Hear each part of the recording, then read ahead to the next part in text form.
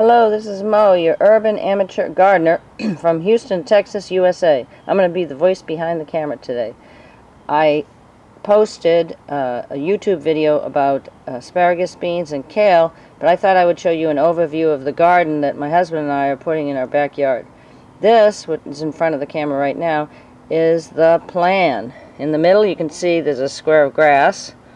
There's the house, garage, driveway. Right now we're standing back here by the compost bits. There's 2 compost bits. I thought I'd start back here because this was the beginning of the whole garden.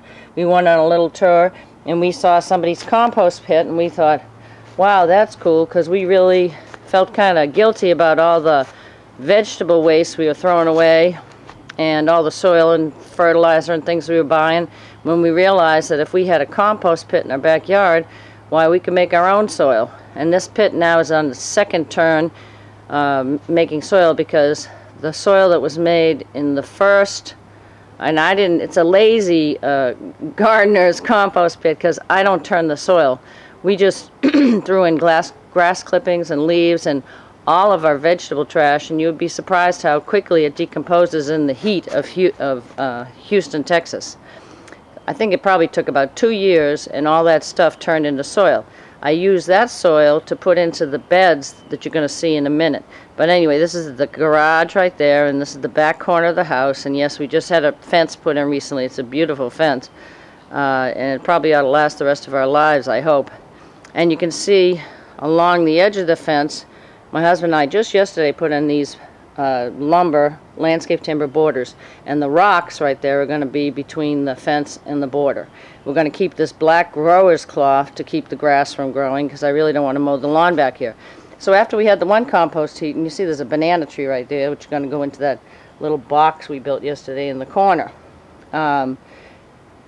We decided we needed a second compost pile because, you know, really we produce so much vegetable trash. We don't put anything except for vegetable trash and leaves and things like that, grass clippings, plant clippings. You're not supposed to put any weeds in your compost, because then you're just going to reseed the weeds when you use the soil. So we have 2 pretty, 8 by 8 is the size. Those are 5 timbers high, and you can see they're held into the ground with rebar, and they have braces on the top edge. So that's quite a project in itself. And then right here are cinder blocks. I don't know if they're going to stay there. I think they will. And I'm going to put little pots in there to use as starter, have that be like my starter land for starting starter pots. Oh, wait a minute, let me back up a little bit. And here's a view down the other side of the yard. The back gate is right there, and there's a pathway from the back gate, which I did with rocks and paver stones, a nice wide pathway, and our citrus plants are there because I decided I'm just going to keep them in pots, because when we freeze, they're just, even when I wrap them, they don't do that well. So, and on either side of that pathway, there's 2 big beds full with spearmint. I kind of love herbs because they're perennial and they smell great, and they give a lot. I make a lot of spearmint tea. I cut the leaves, chop them, dry them, and use them for tea and have presents to give to other people. So you can see the rock border is going to be all the way around the yard, like in the drawing. That's 2 fig trees in the corner, a nectarine tree, and that's where the kale was. But you can see I got grower's cloth all the way around now, which I didn't have when I did that kale video. And this is the view looking towards the house.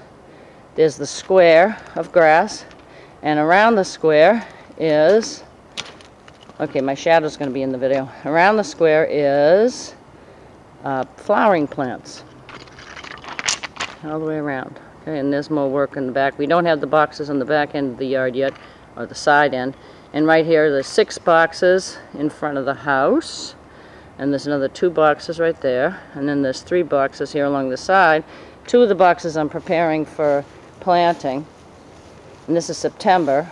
So, and this one right here is tomatoes for the winter, and there's a trellis, as you can see, tomatoes, and there's lettuce growing there, and there's going to be cilantro in the front. But I think cilantro doesn't grow until it actually gets more cool. The black cloth over, I had okra growing here, but the cloth is to kill any kind of bugs, things that might cause the plants to have difficulty growing. I'll take it off in about a week and then plant, put a little organic fertilizer in the soil and maybe a little compost, and then plant my new seeds. This is also more tomatoes. The basil right there in the center is hopefully to attract bees so that I won't have to self-pollinate, but the bees will pollinate the tomatoes for me. And also there's Cuban oregano growing in there, and more lettuce. Let me get in a little closer. See, the lettuce is just baby lettuce right now. You can see it right there. Okay. And rosemary, perennial, so I don't have to really do too much with that. And I have a little herb garden back there close to the windows. I do cover those with towels when it freezes. And more spearmint, peppers, ginger. The ginger and the peppers haven't been doing that great because they really don't like this heat. And that's the asparagus beans, what's left of them. I'm planting some more beans, seeing if they'll grow for the fall crop. And in front I have kale and beets in that same bed.